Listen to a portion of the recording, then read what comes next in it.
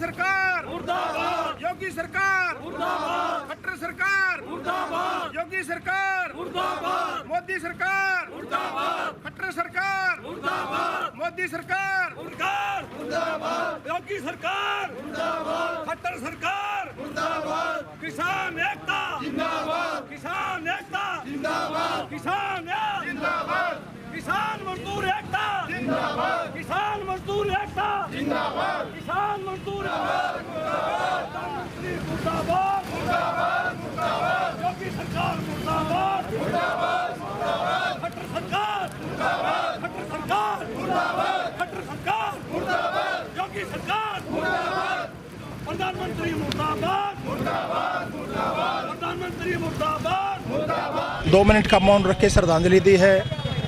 परमात्मा उन किसानों को आत्माई को शांति दे। और इस निर्दयी सरकार ने जिस तरह से किसान को कुचला है, इन्होंने अपनी मानसिकता दिखाई है। एक मंत्री के बेटे का तो एक बहाना है, लेकिन उसी दिन यहाँ के चीफ मिनिस्टर का बयान आना, उसी दिन ये घटना होना, तो मुझे ये लगता है ये लोग तो मोहरा हैं, ये ऊपर से चला हुआ है। ये मोदी जी के निर्देश हैं।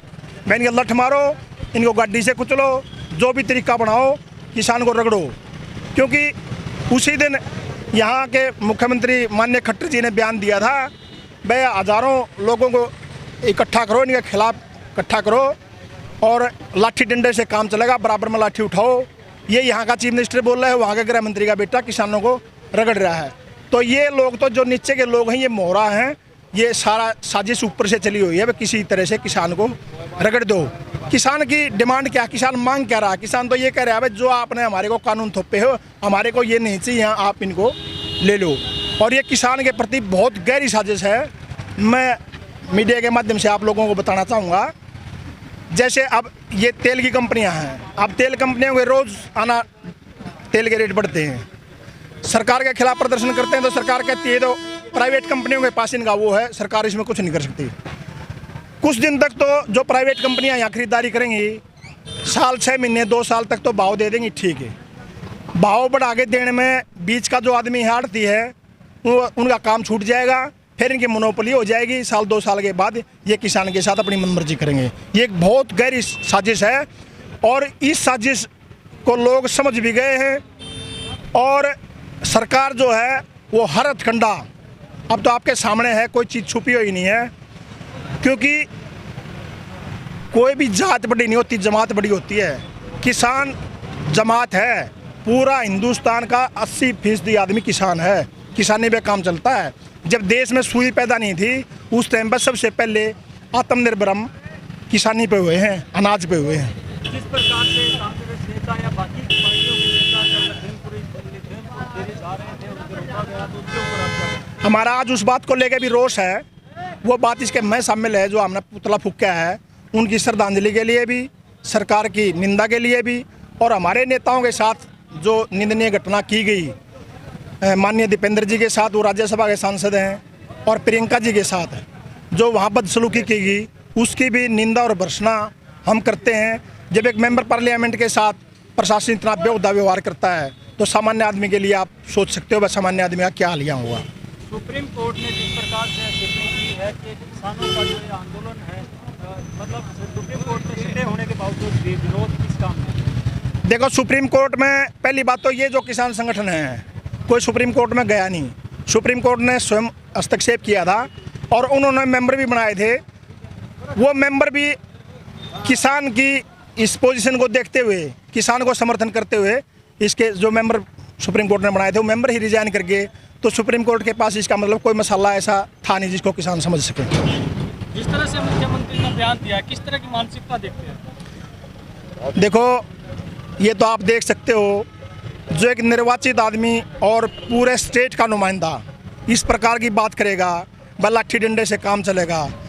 जबकि एक मुख्यमंत्री 36 बिरादरी का पूरे स्टेट का होता है, उसकी भावना तो अपने स्टेट के प्रति ये होनी चाहिए अगर वे सब मिलजुल के रहें। मगर उसने ये दर्शाया उसकी मानसिकता कैसी है। और ये जो 2016 में दंगे हुए थे, उससे ये अब पोल ये खुलने लग रही हैं, उनकी उस समय की ये मानसिकता अब ये उजागर करने लग रहे हैं। इन्होंने 100%, हालांकि हुड्डा साहब के ऊपर इन्होंने आरोप लगाया था। हुड्डा साहब ने लाखों लोगों की भीड़ में ये कहा था, भाई अगर मुझे मौका मिला, मैं इंक्वायरी करके इसकी, मुझे मौका मिला तो मैं निकालूंगा, और उसका बीज नाश हो जिसने ये काम करा।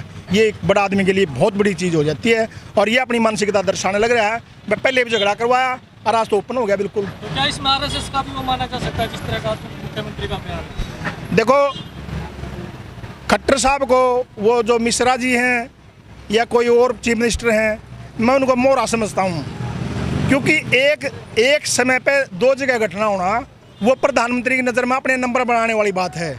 यहाँ मुख्यमंत्री जी बोलते हैं, वहाँ गृह मंत्री जी किसानों को कुचल रहे हैं। तो इसका मतलब ये ऊपर से इनको ये है, अगर भाई आप इनको जैसे तैसे इनको कुचलो, लठ मारो, कैसे भी इनको हटाओ, ये इन्होंने अपनी मानसिकता बता दी है।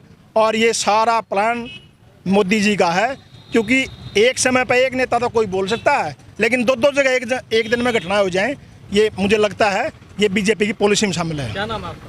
मेरा नाम कुलदीप गंगाना, एक्स मेंबर जिला परिषद, और मैं कांग्रेस का कार्यकर्ता हूँ। ये बड़ा ही गंदा बयान दिया मुख्यमंत्री ने, उसको चीफ मिनिस्टर, उसको ऊपर बहुत ही भार है इस स्टेट का, और उसने अपनी गरिमा में देखते हुए ऐसा बयान, अगर ये ऐसा मुख्यमंत्री देंगे तो उसको मुख्यमंत्री कहेगा कौन? पहली बात।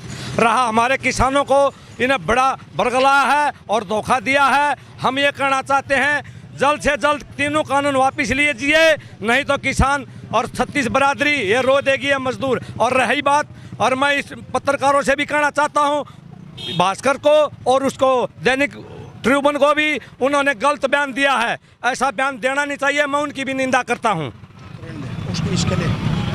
ये इसको मुख्यमंत्री का मुख्यमंत्री नहीं मानते, ये ओबरिया बंद बैठे हैं, पब्लिक रोड बयान मट्टी कर रखी है। अच्छा आदमी होता नहीं क्या था साकराम, क्या ही सरकार है ये, इसको प्रकाश करना चाहिए। तो जो बयान दिया है, क्या वो मुख्यमंत्री के लिए नहीं, इसके काबिल नहीं, ये बयान नहीं था। तो क्या कार्रवाई करोगे, तो क्या मांग करोगे? मरण लाग रहे, रोड़ा मरे जाएंगे, हम खत्म हो जाएंगे, फिर ये गोपी चंद बन लेंगे, क्या करेंगे फिर ये पब्लिक ना रहेगी जब। क्या नाम है आपका? चांद सिंह।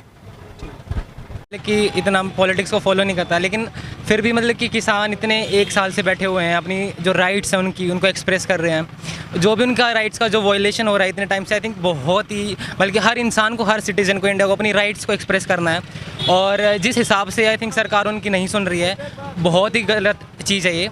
और जो भी आज भी हमने प्रदर्शन किया वही क्या कि इस छोटे लेवल से क्या पता कुछ चेंज आए। जो भी आज कुलदीप गंगाना जी ने इतने सारे लोगों को इकट्ठा करके जो आवाज़ उठाई है, आई थिंक यही छोटे छोटे लेवल पे एक्सप्रेस करना अपने विचारों को और अपनी राइट्स को, आई थिंक यही कुछ चेंजेस लेके आ सकता है।